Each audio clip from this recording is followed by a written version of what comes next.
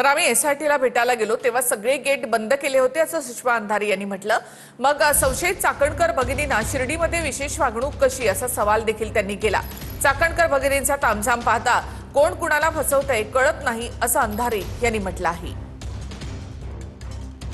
अंधारींचा tweet आहे ते आपण पाहूया। दमानियांचे सीडीआर खोटे आहेत असं फडणवीसांचं म्हणणं आहे, तर अजूनपर्यंत दमानिया यांना अटक का केली नाही।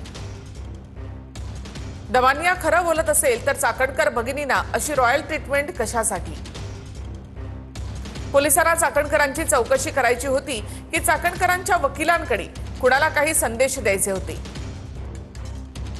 दमानियाला सांगितल्याप्रमाणे खरात चाकणकरमध्ये 236 कॉल झाले, मग अजूनही चाकणकर भगिनींचा एन्जॉय पिरियड संपत का नाही। एकनाथ शिंदे आणि दीपक केसरकर यांना चौकशीला कधी बोलावलं जाणार आहे।